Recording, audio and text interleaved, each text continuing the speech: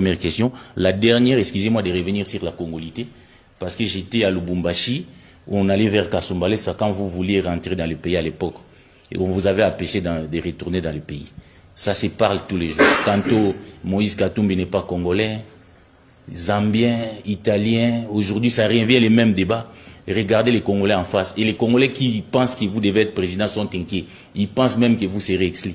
Est-ce que Moïse Katumbi est effectivement congolais? S'il est congolais, pourquoi il y a des doutes sur sa congolité? Merci. Bon, vous savez, Moïse Katumbi n'est pas congolais. Il faut laisser ça aux demandeurs d'emploi.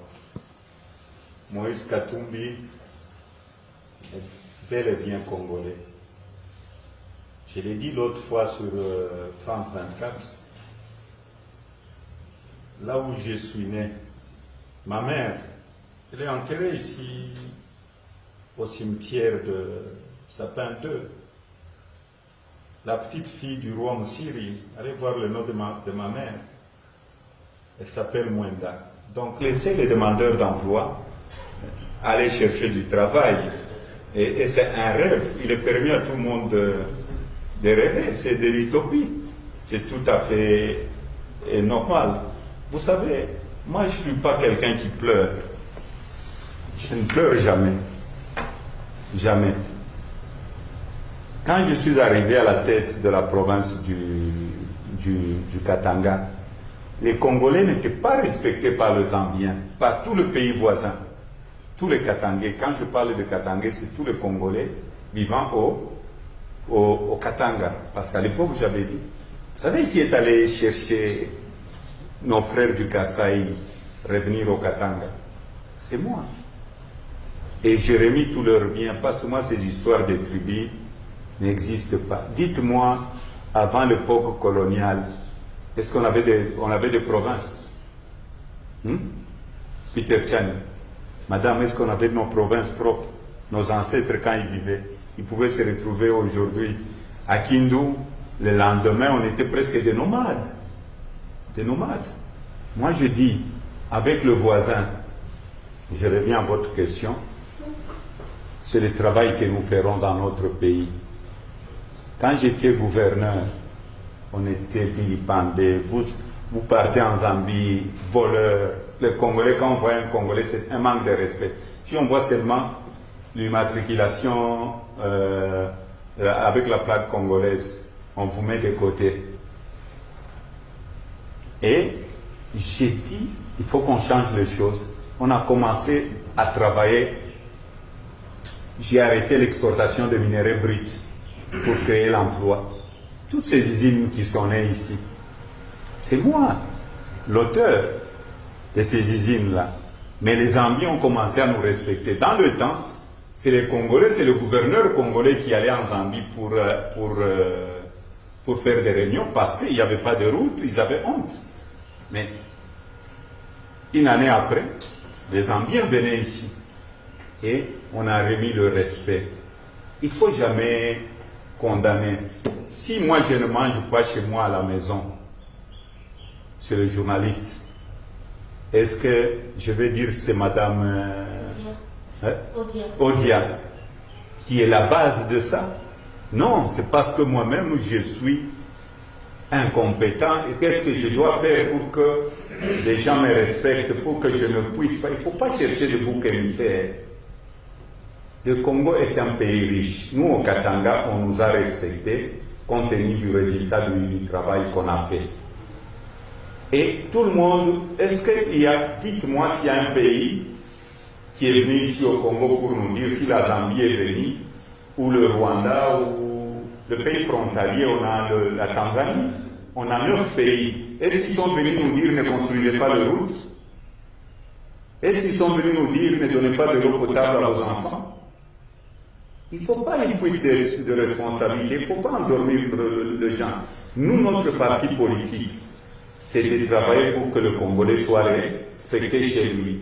Les jours que nous serons respectés, j'ai sillonné le monde avec le président actuel.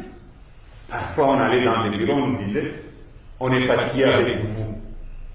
Et la communauté internationale a totalement raison.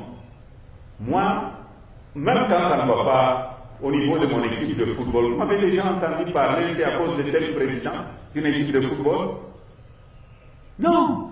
Si ça ne va pas, c'est un problème en interne qu'il faudrait corriger. Quand vous voyez quelqu'un vous dit chez nous ça ne va pas à cause de...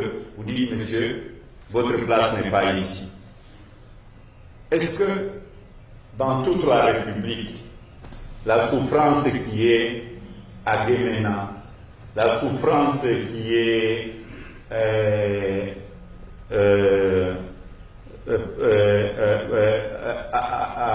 à Kikwit, la souffrance qui est, par exemple, à Manono ou par exemple, à Bagandajika, cette souffrance-là, qui sont responsables? C'est nous, les politiques. C'est nous. Les richesses-là que nous avons, qui les gèrent, c'est nous, n'est-ce pas? C'est nous. Donc, pour moi, le plus important, ce n'est pas de pleurer, c'est de se mettre au travail et changer les choses en interne. Vous croyez que le Congo est un pays qui peut... Bon, nous avons besoin de nos partenaires. Le Fonds monétaire international nous propose 1,5 milliard pendant, je crois, 3 ans. C'est un exemple que je vous donne. Est-ce que le Congo a besoin de ça maintenant? Nous pouvons demander plus que ça si nous travaillons. Au lieu qu'on nous donne 1,5 milliard, le partenaire va nous donner 100 milliards. Si nous produisons, si le budget monte, le budget national, monte jusqu'à 20 milliards, 25 milliards, vous allez voir, même ce qu'on va nous donner par nos partenaires, ce n'est plus les 500 millions, là, ça va être peut-être 5 milliards, 10 milliards. Donc pour moi,